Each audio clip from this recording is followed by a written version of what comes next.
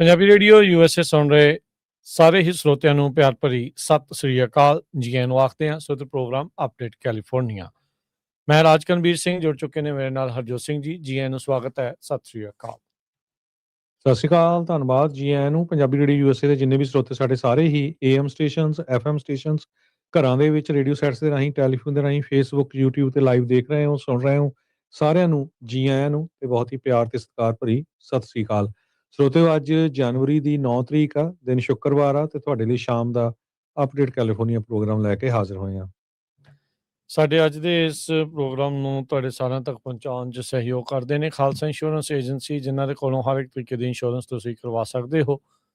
Insurance ਬਾਰੇ ਪਤਾ ਕਰਨ ਲਈ ਕਾਲ ਕਰ ਸਕਦੇ ਹੋ 408-272-2500।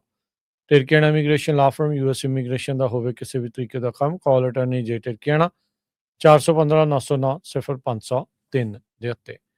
Gurbachan Singh Nagra Sacramento, Kulwant Singh Jaspal Kaur Johal, Satnam Singh Tatla Yuba City, Gurdev Singh Sohal, Baljinder Singh, Rashpal Kaur Johal Antelope, Jaswinder Nagra Roseville, Avtar Singh Manzal Clovis, Joga Singh Puar Orangevale, Sarabjit Singh Dhoot Yuba City, Paramjit Singh Dakha Berkeley, Gurnek Singh Bagri Fresno. ਸਾਰਿਆਂ ਦਾ ਧੰਨਵਾਦ।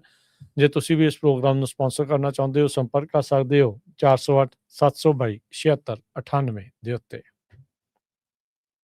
ਅੱਜ ਦੀਆਂ ਖਬਰਾਂ ਵੱਲ ਚੱਲੀਏ ਤੇ ਰੇਨੇ ਨਿਕੋਲ ਗੁੱਡ, ਜਿਸ ਦਾ ਜਿਹੜਾ ਇਸ਼ੂ ਆ ਬਹੁਤ ਵੱਡਾ ਅਮਰੀਕਾ ਦੇ ਵਿੱਚ ਬਣਿਆ ਹੋਇਆ ਆ, ਜਿਸ ਨੂੰ ਆਈਸ ਨੇ ਗੋਲੀਆਂ ਮਾਰ ਦਿੱਤੀਆਂ ਸੀ। ਹੁਣ ਨਵਾਂ ਜਿਹੜਾ ਬੋਡੀ ਕੈਮ ਆ ਜੋ ਪਾਇਆ ਹੋਇਆ ਸੀ ਆਈਸ ਵਾਲਿਆਂ ਨੇ, ਉਹ ਸਾਹਮਣੇ ਆਇਆ। ਉਹਦੇ ਵਿੱਚ ਉਹ ਬਿਲਕੁਲ ਕਹਿੰਦੀ ਸੁਣੀ ਗਈ ਆ ਵੀ I am not mad at you, ਵੀ ਮੈਨੂੰ ਤੇਰੇ ਤੇ ਕੋਈ ਗੁੱਸਾ ਨਹੀਂ ਹੈਗਾ। ਸੋ ਕਹਿੰਦੇ ਵੀ ਬੜੇ ਹੱਸ ਕੇ ਉਹ ਕਹਿ ਰਹੀ ਆ। ਸੋ ਇਹ ਤੋਂ ਸ਼ਰੇਆਮ ਲੱਗ ਰਿਹਾ ਵੀ ਉਹ ਕਿਸੇ ਤਰ੍ਹਾਂ ਦਾ ਵੀ ਜਾਨੀ ਨੁਕਸਾਨ ਉਸ ਇਮੀਗ੍ਰੇਸ਼ਨ ਕਸਟਮ ਆਫਿਸਰ ਦਾ ਨਹੀਂ ਕਰਨਾ ਚਾਹੁੰਦੀ ਹੈਗੀ। ਸੋ ਇਹ ਅਲਫਾ ਨਿਊਜ਼ ਵਾਲਿਆਂ ਨੇ ਵੀ ਪੋਸਟ ਕੀਤੀ ਹੈਗੀ ਆ ਐਕਸ ਦੇ ਉੱਤੇ। 47 ਸੈਕਿੰਡ ਦੀ ਇਹ ਕਲਿੱਪ ਹੈਗੀ ਆ ਜੋ ਹੁਣ ਬਹੁਤ ਵਾਰ ਘੁੰਮ ਰਹੀ ਹੈਗੀ ਆ। JD ਵੈਂਸ ਨੇ ਤਾਂ ਸਿੱਧਾ ਕਹਿਤਾ ਸੀ ਵੀ ਉਹ ਮਾਰਨ ਦੀ ਕੋਸ਼ਿਸ਼ ਕਰਦੀ ਸੀ।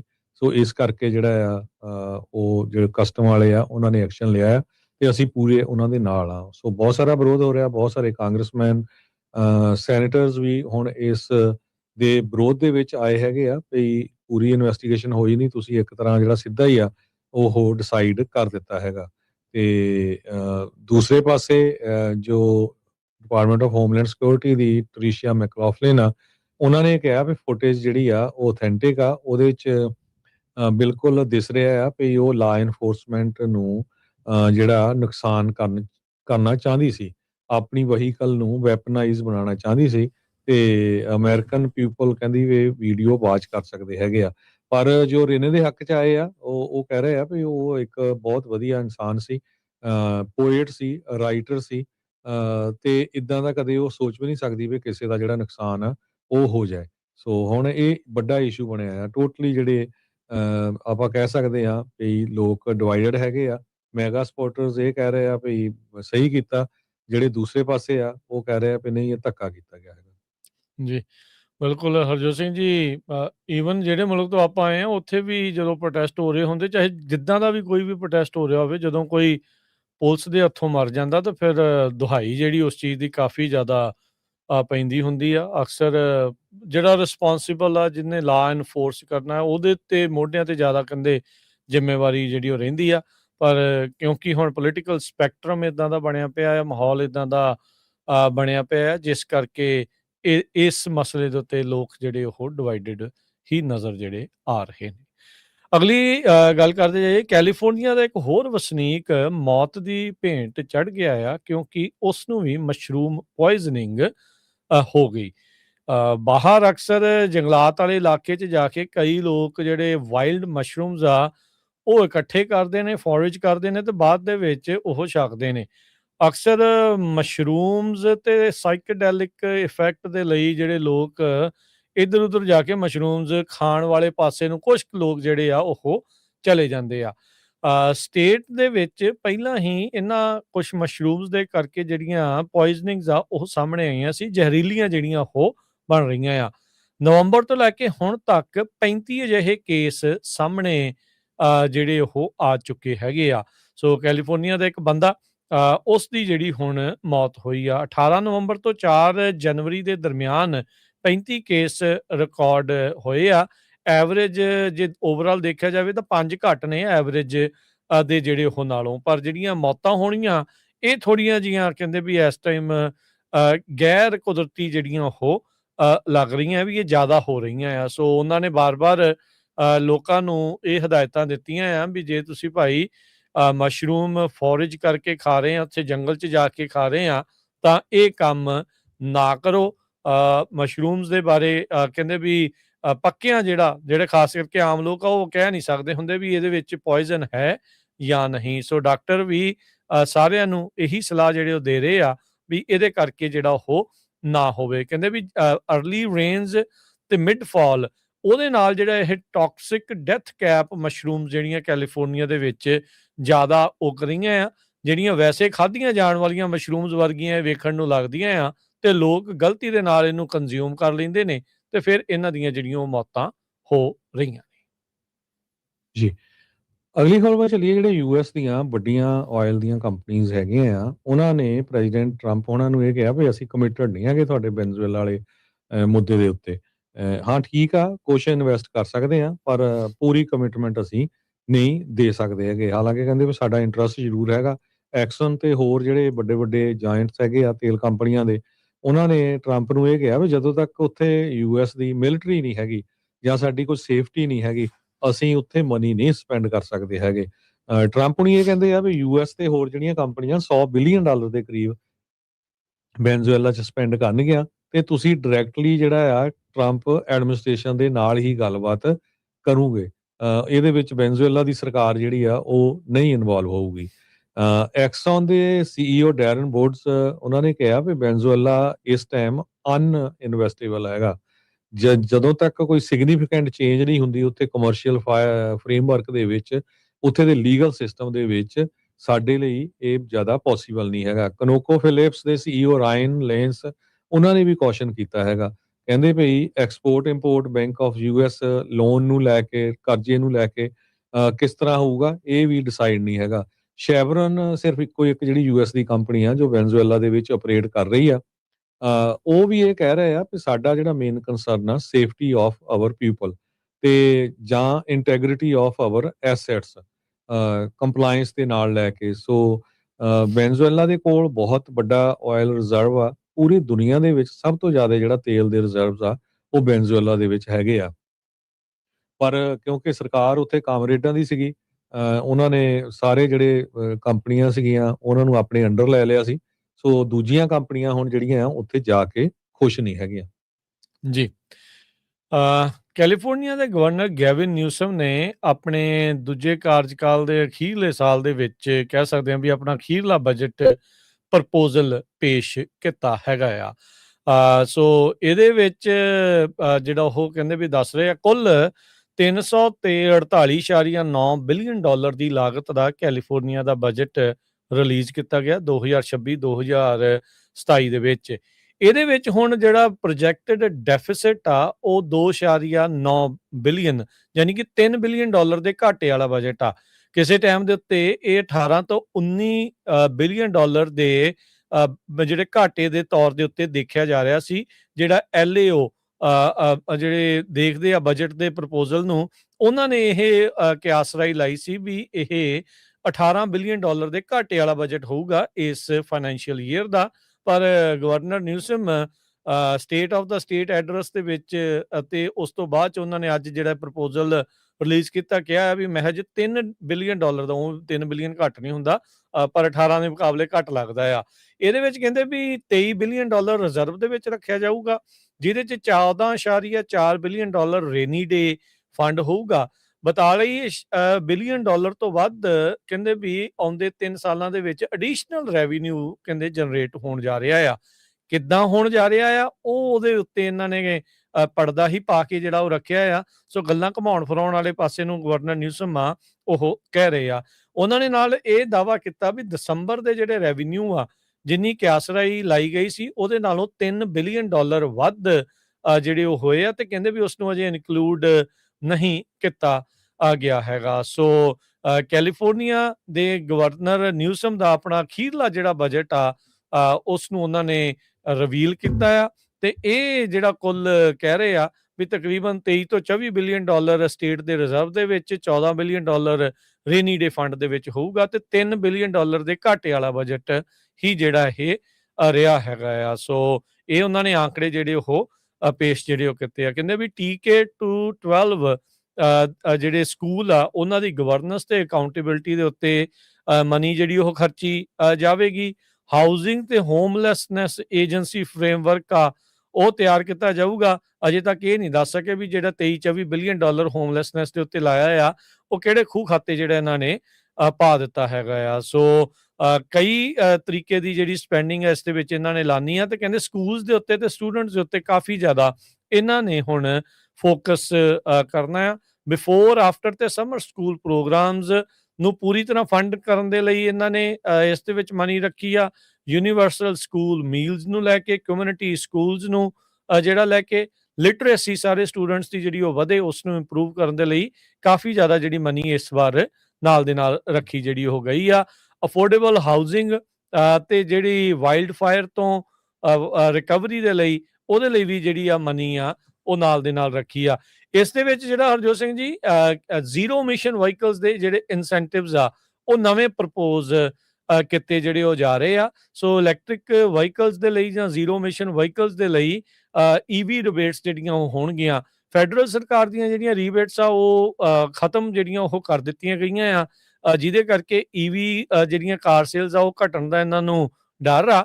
ਤੇ ਕਹਿੰਦੇ ਵੀ ਕੈਲੀਫੋਰਨੀਆ ਦਾ ਜਿਹੜਾ ਸੂਬਾ ਉਹ ਆਪਣੇ ਪੱਧਰ ਦੇ ਉੱਤੇ ਹੁਣ ਵੱਧ ਜਿਹੜੇ ਰੀਬੇਟਸ ਆ EV ਦੇ ਸਟੇਟ ਵੱਲੋਂ ਦੇਣ ਵੱਲ ਨੂੰ ਅੱਗੇ ਕਦਮ ਵਧਾਵੇਗਾ।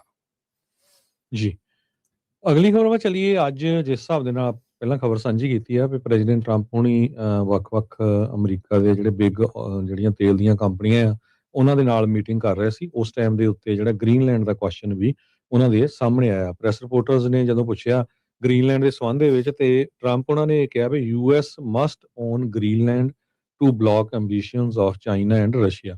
ਤੇ ਗ੍ਰੀਨਲੈਂਡ ਨੂੰ ਤਾਂ ਅਮਰੀਕਾ ਨੂੰ ਲੈਣਾ ਹੀ ਲੈਣਾ ਹੈਗਾ ਆ, ਤਾਂ ਕਿ ਜੋ ਚਾਈਨਾ ਤੇ ਰਸ਼ੀਆ ਉੱਥੇ ਕੋਸ਼ਿਸ਼ ਕਰ ਰਿਹਾ ਆ ਉਹਨੂੰ ਕੰਟਰੋਲ ਕਰਨ ਦੀ, ਉਸ ਨੂੰ ਜਿਹੜਾ ਆ ਧੱਕਾ ਮਾਰਿਆ ਜਾ ਸਕੇ।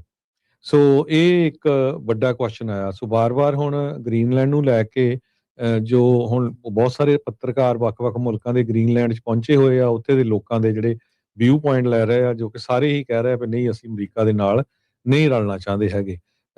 ਪਰ ਵਾਰ-ਵਾਰ ਪ੍ਰੈਜ਼ੀਡੈਂਟ ਟਰੰਪ ਹੋਣਾ ਵੱਲੋਂ ਕਹਿਣਾ ਤੇ ਇੱਕ ਸਪੈਸ਼ਲ ਐਨਵੋਏ ਵੀ ਲਾ ਦਿੱਤਾ ਗਿਆ ਹੈਗਾ। ਤੇ ਸੋ ਲੱਗਦਾ ਹੈ ਵੀ ਬਹੁਤ ਛੇਤੀ ਟਰੰਪ ਹੁਣੀ ਕੋਈ ਨਾ ਕੋਈ ਐਕਸ਼ਨ ਕਰਨ ਜਾ ਰਹੇ ਹੈਗੇ ਆ। ਤੇ ਉਹਨਾਂ ਨੇ ਇਹ ਕਿਹਾ ਵੀ ਅਲਟੀਮੇਟਲੀ ਸਾਡੇ ਲਈ ਇਹ ਸੇਫਟੀ ਦਾ ਬਹੁਤ ਵੱਡਾ ਇਸ਼ੂ ਆ, ਤੇ ਇਹ ਅਮਰੀਕਾ ਦੇ ਕੋਲੇ ਹੋਣਾ ਚਾਹੀਦਾ। ਹਾਲਾਂਕਿ ਅਮਰੀਕਾ ਦੀ ਫੌਜ ਆਲਰੇਡੀ ਉੱਥੇ ਹੈਗੀ ਆ। ਕਹਿੰਦੇ ਵੀ ਅਸੀਂ ਦੂਜੇ ਮੁਲਕਾਂ ਦੀਆਂ ਜਿਹੜੀਆਂ ਲੀਜ਼ਸ ਆ ਉਹਨਾਂ ਦੀ ਸੇਫਟੀ ਲਈ ਸਿਕਿਉਰਿਟੀ ਲਈ ਨਹੀਂ ਉੱਥੇ। ਜੇ ਅਸੀਂ ਆਪਾਂ ਕਿਸੇ ਚੀਜ਼ ਨੂੰ ਓਨ ਕਰਦੇ ਹੈਗੇ ਆ ਫਿਰ ਆਪਾਂ ਉੱਥੇ ਰਹਾਂਗੇ। ਸੋ ਦੇਖਦੇ ਆ ਆਉਣ ਵਾਲੇ ਦਿਨਾਂ ਦੇ ਵਿੱਚ ਕੀ ਵਾਪਰਦਾ। ਪਰ ਵੈਨਜ਼ੂਏਲਾ ਤੋਂ ਬਾਅਦ ਹੁਣ ਗ੍ਰੀਨਲੈਂਡ ਜਿਹੜਾ ਆ ਉਹ ਬੜਾ ਹੌਟ ਇਸ਼ੂ ਬਣਿਆ ਹੋਇਆ ਜੀ। ਪਿਛਲੀ ਖਬਰ ਦੇ ਵਿੱਚ ਐਡ ਕਰਦੇ ਜਾਈਏ, ਜਿਹੜਾ EV ਜਿਹੜੀਆਂ ਟੈਕਸ ਰੀਬੇਟ ਆ ਤੇ ਜਿਹੜੇ ਉਹਦੇ ਵਿੱਚ ਦੱਸ ਜਾਈਏ, ਗਵਰਨਰ ਨਿਊਸਮ ਦੇ ਇਸ ਬਜਟ ਦੇ ਵਿੱਚ $200 ਮਿਲੀਅਨ ਰੱਖਿਆ ਜਿਹੜਾ ਹੋ ਗਿਆ 7500, ਜਿੰਨਾ ਦੱਸਿਆ ਵੀ ਜਿਹੜਾ ਸਟੇਟ ਟੈਕਸ ਰਿਡਕਸ਼ਨ ਆ ਫੈਡਰਲ ਦੀ ਉਹ ਜਿਹੜੀ ਉਹ ਬੰਦ ਕਰ ਦਿੱਤੀ ਗਈ ਸੀਗੀ।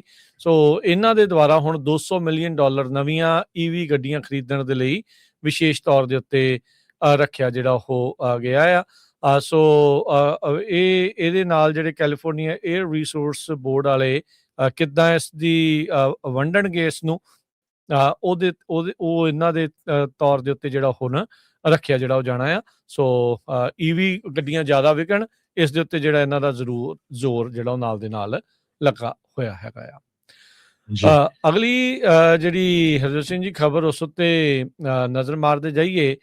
ਇਹ ਖਬਰ ਸਟਾਕਟਨ ਦੇ ਇੱਕ ਜਿਹੜੇ ਆ ਪਰਮਜੀਤ ਸਿੰਘ ਨਾਂ ਦੇ ਬੰਦੇ ਦੀ ਆ ਰਹੀ ਆ। ਸੈਨ ਮਕੀਨ ਕਾਉਂਟੀ ਜੇਲ੍ਹ ਦੇ ਵਿੱਚ ਹੋਮਿਸਾਈਡ ਦੇ ਦੋਸ਼ਾਂ ਅਧੀਨ ਪਰਮਜੀਤ ਸਿੰਘ 35 ਸਾਲ ਦਾ, ਉਸ ਨੂੰ ਜਿਹੜਾ ਬੁੱਕ ਕਰ ਦਿੱਤਾ ਗਿਆ ਹਿਰਾਸਤ ਦੇ ਵਿੱਚ ਜਿਹੜਾ ਉਹ ਕੀਤਾ ਆ, ਇਸ ਨੂੰ ਅਰੈਸਟ ਕੀਤਾ ਗਿਆ ਸੀਗਾ 25 ਨਵੰਬਰ ਦੀ ਸਟਾਕਟਨ ਦੇ ਵਿੱਚ ਵਾਪਰੀ ਜਿਹੜੀ ਘਟਨਾ ਆ ਉਸ ਦੇ ਬਾਬਤ। ਜਿਹੜੀ ਸਟਾਕਟਨ ਦੀ ਪੁਲਿਸ ਉਹਨਾਂ ਨੇ ਦੱਸਿਆ ਵੀ 26 ਨਵੰਬਰ ਨੂੰ ਸ਼ਾਮੀ 3 ਵਜੇ ਜਿਹੜੇ ਅਫਸਰ ਇੱਕ ਫੋਲੋ ਅਪ ਇਨਵੈਸਟੀਗੇਸ਼ਨ ਇਸ ਕੇਸ ਦੀ ਕਰ ਰਹੇ ਸੀ, ਇੱਕ ਕਥਿਤ ਤੌਰ ਦੇ ਉੱਤੇ ਹੋਮੋਸਾਈਡ ਦੀ। 31 ਸਾਲਾਂ ਦੀ ਇੱਕ ਜਿਹੜੀ ਔਰਤ ਆ ਉਹ ਆਪਣੇ ਘਰ ਦੇ ਵਿੱਚ ਜਿਹੜਾ ਏਰੀਆ ਲੀਡੋ ਸਰਕਲ ਤੇ ਮਨੀਸ਼ੀਅਨ ਡਰਾਈਵ ਆ ਉੱਥੇ ਸਟੈਬ ਵੂਨ ਦੇ ਨਾਲ ਮ੍ਰਿਤ ਜਿਹੜੀ ਉਹ ਪਾਈ ਗਈ ਸੀਗੀ। ਸੋ ਪੁਲਿਸ ਨੇ ਕਹਿੰਦੇ ਵੀ ਡਿਪਾਰਟਮੈਂਟ ਨੇ ਹੁਣ ਇਸ ਨੂੰ ਗ੍ਰਿਫਤਾਰ ਕਰ ਲਿਆ ਹੈਗਾ ਆ। ਸੋ ਕਹਿੰਦੇ ਵੀ ਸਟੈਬਿੰਗ ਕਿਉਂ ਵਾਪਰੀ ਆ ਇਹਦੇ ਬਾਰੇ ਜਿਹੜਾ ਹੁਣ ਜਾਂਚ ਆ ਉਹ ਚੱਲ ਰਹੀ ਆ। ਪਤਾ ਇਹ ਲੱਗਾ ਆ ਵੀ ਇਸ ਨੂੰ ਆਊਟ ਆਫ ਸਟੇਟ ਗ੍ਰਿਫਤਾਰ ਕੀਤਾ ਗਿਆ ਹੈਗਾ ਆ। ਸੋ ਕਥਿਤ ਤੌਰ ਦੇ ਉੱਤੇ ਇਹ ਮੰਨਿਆ ਜਾ ਰਿਹਾ ਵੀ ਪਰਮਜੀਤ ਸਿੰਘ ਦੀ ਇਹ ਬੀਬੀ ਸ਼ਾਇਦ ਇਹ ਵਾਈਫ ਹੀ ਸੀਗੀ ਜਿਸ ਨੂੰ ਸਟੈਬ ਕਰਨ ਦੇ ਕਥਿਤ ਦੋਸ਼ ਇਸ ਦੇ ਉੱਤੇ ਲੱਗੇ ਆ ਤੇ ਹੁਣ ਉਸੇ ਹੀ ਮਾਮਲੇ ਦੇ ਵਿੱਚ ਇਸ ਨੂੰ ਗ੍ਰਿਫਤਾਰ ਕਰ ਲਿਆ ਗਿਆ ਆ। ਅਗਲੀ ਖਬਰ ਵੱਲ ਚਲੀਏ। ਈਵਨ ਦੋ ਕੈਲੀਫੋਰਨੀਆ ਦੇ ਵਿੱਚ ਟੈਕਨੋਲੋਜੀ ਜਿਹੜੀਆਂ ਕੰਪਨੀਆਂ ਆ ਜਾਂ ਇੱਦਾਂ ਦੀਆਂ ਵੱਡੀਆਂ ਕੰਪਨੀਆਂ ਬਹੁਤ ਸਾਰੀਆਂ ਮੂਵ ਵੀ ਹੋ ਰਹੀਆਂ ਕੈਲੀਫੋਰਨੀਆ 'ਚ, ਲੇ ਆਫ ਵੀ ਵੱਡੀ ਹੋ ਰਹੀ ਆ, ਪਰ ਜਿਹੜਾ ਫਰੀਮੌਂਟ ਸ਼ਹਿਰ ਆ ਉਹ ਬੜੀ ਤੇਜ਼ੀ ਦੇ ਨਾਲ ਜਿਹੜਾ ਵੱਧ ਰਿਹਾ ਹੈਗਾ। ਅੱਜ ਇਹ ਖਬਰ ਆ ਰਹੀ ਆ ਵੀ ਵਾਲ ਸਟਰੀਟ ਦੀ ਇੱਕ ਫਰਮ ਮੋਰਗਨ ਸਟਾਨਲੇ ਨੇ ਫਰੀਮੌਂਟ ਦੇ ਵਿੱਚ $110 ਮਿਲੀਅਨ ਦੀ 2 ਬਿਲਡਿੰਗ ਜਿਹੜੀਆਂ ਖਰੀਦੀਆਂ ਹੈਗੀਆਂ। Morgan ਸਟਾਨਲੇ real estate investment unit ਨੇ $110.3 ਮਿਲੀਅਨ ਦੀਆਂ 2 ਬਿਲਡਿੰਗਸ ਟੈਕ ਕੰਪਲੈਕਸ ਜਿਹੜੇ ਕਿ ਓਸਕਰਡ ਰੋਡ ਦੇ ਉੱਤੇ ਹੈਗੇ ਆ ਉਹ ਖਰੀਦੇ ਹੈਗੇ ਆ। ਸੈਨੋਜ਼ੇ ਬੇਸਡ ਵੈਸਟਰਨ ਡਿਜੀਟਲ ਕੰਪਨੀ ਜਿਹੜੀ ਡਾਟਾ ਸਟੋਰੇਜ ਕੰਪਨੀ ਆ ਉਹ 2 ਬਿਲਡਿੰਗਸ ਨੂੰ ਇਹ ਆਕੂਪਾਈ ਕਰਦੀ ਆ ਕਰੰਟਲੀ 44-100 ਤੇ 44-200 ਓਸਕਰਡ ਰੋਡ ਦੇ ਉੱਤੇ। ਤੇ ਨਵੇਂ ਓਨਰਸ ਨੇ ਜਿਹੜੇ ਆ ਹੁਣ $110 ਮਿਲੀਅਨ ਜਿਹੜੇ ਪੇ ਕਰਕੇ ਖਰੀਦੀ ਆ, ਜਦ ਕਿ ਇਸ ਤੋਂ ਪਹਿਲਾਂ ਜਿਹੜਾ 2019 ਦੇ ਵਿੱਚ ਕਿਸੇ ਇਨਵੈਸਟਰ ਨੇ ਐਂਜਲੋ ਗਾਰਡਨ ਨੇ $117 ਮਿਲੀਅਨ ਦੇ ਵਿੱਚ ਇਹ ਬਿਲਡਿੰਗਸ ਖਰੀਦੀਆਂ ਸੀਗੀਆਂ। ਸੋ 17 ਮਿਲੀਅਨ ਦੇ ਘਾਟੇ ਦੇ ਨਾਲ ਇਹ ਜਿਹੜੀਆਂ ਬਿਲਡਿੰਗਸ ਆ ਉਸ ਨੇ ਵੇਚ ਦਿੱਤੀਆਂ ਹੈਗੀਆਂ। ਜੀ, ਅਗਲੀ ਜਿਹੜੀ ਗੱਲ ਕਰਦੇ ਜਾਈਏ ਔਰੰਜ ਜਿਹੜਾ ਕਾਊਂਟੀ ਰਜਿਸਟਰ ਵਾਲੇ ਰਿਪੋਰਟ ਕਰ ਰਹੇ ਆ, ਕਹਿੰਦੇ ਵੀ ਇੱਕ ਬੰਦੇ ਦੇ ਘਰ ਦੇ ਕ੍ਰੋਲ ਸਪੇਸ ਹੇਠਾਂ 550 ਪਾਉਂਡ ਦਾ ਜਿਹੜਾ ਇੱਕ ਰਿਚ ਆ ਬਲੈਕ ਬੇਅਰ ਆ ਉਹ ਰਹਿਣ ਲੱਗ ਗਿਆ ਸੀਗਾ। ਇਹ ਸਦਰਨ ਕੈਲੀਫੋਰਨੀਆ ਦੇ ਘਰ ਦੇ ਹੇਠਾਂ ਆ। ਜਦ ਉਸ ਬੰਦੇ ਨੂੰ ਪਤਾ ਲੱਗਾ, ਕੈਨ ਜੌਨਸਨ ਐਲਟਾਡੀਨਾ ਦੇ ਵਿੱਚ ਰਹਿਣ ਵਾਲਾ ਤੇ ਉੱਥੇ ਇਹ ਜਿਹੜਾ ਇਹ ਬਲੈਕ ਬੇਅਰ ਆ ਰਿਚ ਆ ਉਹ ਰਹਿ ਰਿਹਾ ਸੀ, ਤਾਂ ਉਹਨੇ ਜਿਹੜੇ ਕੈਲੀਫੋਰਨੀਆ ਦੇ department of fish and wildlife ਉਹਦੇ ਨਾਲ ਸੰਪਰਕ ਕੀਤਾ। ਉਹ ਕਹਿੰਦੇ ਵੀ ਭਾਈ ਮੇਰਾ ਤੇ ਰਹਿਣਾ ਇੱਥੇ ਔਖਾ ਹੈ, ਹੁਣ ਜਾਂ ਰਿਚ ਰਹੂਗਾ ਜਾਂ ਮੈਂ ਰਹਿ ਸਕਦਾ, ਵੀ ਰਿਚ ਨੇ ਤਾਂ ਖਾ ਜਾਣਾ। ਤੇ ਉਹਨਾਂ ਨੇ ਉਸ ਨੂੰ ਰਿਚ ਨੂੰ ਫੜਨ ਦੀ ਕੋਸ਼ਿਸ਼ ਜਿਹੜੀ ਉਹ ਕੀਤੀ। ਫੜਨਾ ਸੀਗਾ ਉਹਨਾਂ ਨੇ 550 ਪਾਉਂਡ ਵਾਲਾ ਇਹ ਭਾਲੂ, ਤੇ ਕਹਿੰਦੇ ਵੀ ਦਾ ਉਹਨਾਂ ਦੇ ਇੱਕ ਛੋਟਾ ਆ ਗਿਆ। ਸੋ ਕਈ ਮਹੀਨਿਆਂ ਦੀ ਜੱਦੋ-ਜਹਿਦ ਤੋਂ ਬਾਅਦ ਚ ਇਵੈਂਚੁਅਲੀ ਕਹਿੰਦੇ ਵੀ ਇਸ 550 ਪਾਉਂਡ ਭਾਰੇ ਰਿਚ ਨੂੰ ਉਸ ਦੇ ਘਰ ਦੇ ਕ੍ਰੋਲ ਸਪੇਸ ਦੇ ਹੇਠੋਂ ਰਿਮੂਵ ਕਰ ਦਿੱਤਾ ਗਿਆ ਆ। ਪੇਂਟ ਬਾਲ ਗਨਜ਼ ਦੇ ਨਾਲ ਉਸ ਨੂੰ ਪੇਂਟ ਬਾਲ ਮਾਰ ਕੇ ਉੱਥੋਂ ਹੇਠਾਂ ਤੋਂ ਜਿਹੜਾ ਉਹ ਕੱਢਿਆ, ਤੇ ਕਹਿੰਦੇ ਵੀ ਇਲੈਕਟ੍ਰਿਕ ਫੈਂਸ ਮੈਟ ਜਿਹੜੀ ਉਸ ਦੀ ਵਰਤੋਂ ਕਰਕੇ ਇਸ ਨੂੰ ਫਾਈਨਲੀ ਕੱਢਣ ਦੇ ਵਿੱਚ ਕਾਮਯਾਬ ਜਿਹੜੇ ਉਹ ਹੋਏ ਹੈਗੇ ਆ। ਸੋ ਇਹ ਕਿਸ ਤਰੀਕੇ ਦੇ ਨਾਲ ਉੱਥੇ ਉਹ ਪਹੁੰਚ ਗਿਆ, ਕਿਉਂ ਉਸ ਘਰ ਦੇ ਹੇਠਾਂ ਜਿਹੜਾ ਉਹ ਰਹਿਣ ਲੱਗ ਗਿਆ, ਇਹ ਜਿਹੜਾ ਉਹ ਬਾਅਦ ਚ ਹੀ ਕਹਿੰਦੇ ਵੀ ਹੁਣ ਪਤਾ ਲੱਗੂਗਾ। ਸੋ ਕੈਲੀਫੋਰਨੀਆ ਦੇ ਵਿੱਚ ਜਿਹੜੇ ਬਲੈਕ ਬੇਅਰਸ ਆ ਇਹ ਇੱਥੇ ਹੀ ਜਿਹੜੇ ਉਹ ਰਹਿੰਦੇ ਆ, ਜ਼ਿਆਦਾਤਰ ਨਾਨ ਕਨਫਰੰਟੇਸ਼ਨਲ ਇਹ ਰਹਿੰਦੇ ਨੇ। ਸੋ ਫਾਰ ਸੂਬੇ ਦੇ ਇਤਿਹਾਸ ਦੇ ਵਿੱਚ ਇੱਕ ਜਾਣੇ ਦੀ ਮੌਤ ਇਹਨਾਂ ਜਿਹੜੇ ਭਾਲੂਆਂ ਦੇ ਕਰਕੇ ਹੋਈ ਆ, ਤੇ ਐਸਟੀਮੇਟਡ ਜਿਹੜੀ ਪਾਪੂਲੇਸ਼ਨ ਇਹਨਾਂ ਦੀ 49 ਤੋਂ 71,000 ਦੇ ਦਰਮਿਆਨ ਦੱਸੀ ਜਿਹੜੀ ਉਹ ਜਾਂਦੀ ਹੈਗੀ ਆ। ਸੋ ਇੱਕ ਨਾਨ ਪ੍ਰੋਫਿਟ ਬੇਅਰ ਲੀਗ ਆ, ਉਹ ਫਿਰ ਕਹਿੰਦੇ ਵੀ ਉਹਨਾਂ ਨੇ ਇੱਕ ਨਾਨ ਪ੍ਰੋਫਿਟ ਆ ਤੇ ਉਹਨਾਂ ਨੇ ਮਦਦ ਕਰਕੇ ਇਸ ਨੂੰ ਜਿਹੜਾ ਉਸਦੇ ਘਰ ਦੇ ਹੇਠੋਂ ਜਿਹੜਾ ਉਹ ਕੱਢਿਆ। ਕਹਿੰਦੇ ਵੀ ਮੈਂ ਹੈਰਾਨ ਆ ਵੀ ਜਿਹੜੇ ਸਰਕਾਰੀ ਸੰਸਥਾ ਆ ਉਹ ਕੁਛ ਵੀ ਨਾ ਕਰ ਸਕੀ, ਤੇ ਜਿਹੜੀ ਨਾਨ ਪ੍ਰੋਫਿਟ ਆ ਉਹਨਾਂ ਨੇ ਬੜੀ ਤੇਜ਼ੀ ਦੇ ਨਾਲ ਇਸ ਭਾਲੂ ਨੂੰ ਮੇਰੇ ਘਰ ਦੀ ਕ੍ਰੋਲ ਸਪੇਸ ਦੇ ਹੇਠੋਂ ਕੱਢ ਦਿੱਤਾ। ਜੀ ਬਿਲਕੁਲ। IRS ਨਾਲ ਰਿਲੇਟਡ ਆਪਾਂ ਕਿਹੜੀਆਂ ਰਿਡਕਸ਼ਨ ਖਬਰਾਂ ਕਰਨੀਆਂ ਸੀ ਕਿਉਂਕਿ ਕਾਫੀ ਲੰਮੀ ਆ। ਆਉਣ ਵਾਲੇ ਦਿਨਾਂ 'ਚ ਆਪਾਂ ਤੁਹਾਡੇ ਨਾਲ ਇਹ ਸਾਂਝੀਆਂ ਕਰਾਂਗੇ, ਕਿਉਂਕਿ ਟੈਕਸ ਸੀਜ਼ਨ ਸ਼ੁਰੂ ਹੋ ਜਾਣਾ। 26 ਜਨਵਰੀ ਤੋਂ ਟੈਕਸ ਜਿਹੜੇ ਭਰਨੇ ਆ ਉਹ ਸ਼ੁਰੂ ਹੋ ਜਾਣੇ ਆ। ਫਿਰ ਆਪਾਂ ਆਉਣ ਵਾਲੇ ਦਿਨਾਂ ਦੇ ਵਿੱਚ ਜ਼ਰੂਰ ਤੁਹਾਡੇ ਨਾਲ ਇਹ ਗੱਲਬਾਤ ਕਰਾਂਗੇ, ਕਿੱਥੇ-ਕਿੱਥੇ ਤੁਹਾਨੂੰ ਜਿਹੜਾ ਆ ਉਹ ਫਾਇਦਾ ਹੋ ਸਕਦਾ ਹੈਗਾ। ਤੇ ਜੇ ਕਰੰਸੀ ਦੀ ਗੱਲ ਕਰਦੇ ਜਾਈਏ, $1 ਦੇ ਬਰਾਬਰ ਕੈਨੇਡਾ ਦੇ $1 ਤੇ 39 ਸੈਂਟ ਰਹੇ ਆ। $1 ਦੇ ਬਰਾਬਰ ਪਾਕਿਸਤਾਨ ਦੇ $279 ਤੇ 99 ਪੈਸੇ। $1 ਦੇ ਬਰਾਬਰ ਇੰਡੀਆ ਦੇ $90 ਤੇ 29 ਪੈਸੇ। ਜੀ, ਮਾਰਕੀਟਸ ਦੇ ਵਿੱਚ ਡਾਓ ਜੋਨ ਅੱਜ 200 ਤੇ 38 ਪੁਆਇੰਟ ਵੱਧ ਕੇ 49,504 ਤੇ ਬੰਦ ਹੋਇਆ। S&P 45 ਪੁਆਇੰਟ ਵੱਧ ਕੇ 6966, ਨੈਸਡੈਕ 191 ਪੁਆਇੰਟ ਵੱਧ ਕੇ 23,671 ਦੇ ਉੱਤੇ। ਸੋਨੇ ਦਾ ਭਾਅ $4518 ਪ੍ਰਤੀ ਟਰੋਏ ਆਉਂਸ, ਕੱਚੇ ਤੇਲ ਦੀ ਕੀਮਤ $59 ਪ੍ਰਤੀ barrel, 10 year yield 4.17%। Crypto currency 'ਚ ਬਿਟਕੋਇਨ 90,564 ਤੇ ਇਥੀਰੀਅਮ 3,087 ਦੇ ਬਰਾਬਰ ਚੱਲ ਰਿਹਾ ਹੈ। ਤੁਸੀਂ ਸਰੋਤਿਆਂ ਤੋਂ ਇਜਾਜ਼ਤ ਲੈਂਦੇ ਹਾਂ। ਮੇਰੇ ਹਰਜੋਤ ਸਿੰਘ ਵੱਲੋਂ, ਮੇਰੇ ਰਾਜਕਰਮਵੀਰ ਸਿੰਘ ਵੱਲੋਂ ਆਪ ਸਭ ਨੂੰ ਪਿਆਰ ਸਤਿਕਾਰ ਸਹਿ ਨਿੱਘੀ ਜਿਹੀ ਸਤਿ ਸ੍ਰੀ ਅਕਾਲ। ਜਿਉਂਦੇ ਵਾਸਤੇ ਰਹੋ, ਹੱਸਦੇ ਖੇਡਦੇ ਰਹੋ, ਸੁਣਦੇ ਰਹੋ, ਦੇਖਦੇ ਰਹੋ ਪੰਜਾਬੀ ਰੇਡੀਓ US। ਤੇ ਜਾਣ ਤੋਂ ਪਹਿਲਾਂ ਜਿਹੜਾ ਹਰਜੋਤ ਸਿੰਘ ਜੀ ਸੌਰੀ ਇੱਕ ਚੀਜ਼ ਦੱਸ ਦਈਏ, ਕੱਲ ਨੂੰ ਜਿਹੜੇ ਅਟਾਰਨੀ ਟਿਰਕਿਆਣਾ ਹੋਣਾ ਦੇ ਨਾਲ ਪ੍ਰੋਗਰਾਮ ਅਪਡੇਟ ਇਮੀਗ੍ਰੇਸ਼ਨ ਜਿਹੜਾ ਹੋਵੇਗਾ, ਕਿਉਂਕਿ ਉਹ ਇਸ ਟਾਈਮ ਮੌਜੂਦ ਨਹੀਂ ਹੈਗੇ ਇੱਥੇ, ਪਰ ਜਿਹੜਾ ਪ੍ਰੋਗਰਾਮ ਦੀਆਂ ਇਨਫੋਰਮੇਸ਼ਨ ਦੇ ਤੌਰ ਦੇ ਉੱਤੇ ਪ੍ਰੋਗਰਾਮ ਦੇ ਵਿੱਚ ਸਾਂਝ ਹੋਊਗੀ। ਕਾਲਸ ਜਿਹੜੀਆਂ ਆ ਉਸ ਪ੍ਰੋਗਰਾਮ ਦੇ ਵਿੱਚ ਨਹੀਂ ਲੈ ਹੋ ਸਕਣਗੀਆਂ, ਪਰ ਇਨਫੋਰਮੇਸ਼ਨਲ ਤੌਰ ਦੇ ਉੱਤੇ ਜਿਹੜਾ ਪ੍ਰੋਗਰਾਮ ਆ, ਜਿਹੜੀਆਂ ਖਬਰਾਂ ਤੇ ਜੋ ਚੱਲ ਰਿਹਾ ਇਮੀਗ੍ਰੇਸ਼ਨ ਨੂੰ ਲੈ ਕੇ, ਉਹ ਜਿਹੜੀਆਂ ਜਾਣਕਾਰੀਆਂ ਤੁਹਾਡੇ ਨਾਲ ਜ਼ਰੂਰ ਜਿਹੜੀਆਂ ਆਪਾਂ ਸਾਂਝੀਆਂ ਕਰਾਂਗੇ। ਸਵੇਰੇ ਤਕਰੀਬਨ 9:30 ਵਜੇ ਕੈਲੀਫੋਰਨੀਆ ਟਾਈਮ ਦੇ ਮੁਤਾਬਕ ਇਸ ਪ੍ਰੋਗਰਾਮ ਨੂੰ ਸੁਣਨਾ ਦੇਖਣਾ ਨਾ ਭੁੱਲਣਾ। ਤੇ ਹੁਣ ਲੈਂਦੇ ਹਾਂ ਜੀ ਇੱਕ ਵਾਰੀ ਫੇਰ ਇਜਾਜ਼ਤ। ਪਿਆਰ ਭਰੀ ਸਤਿ ਸ੍ਰੀ ਅਕਾਲ।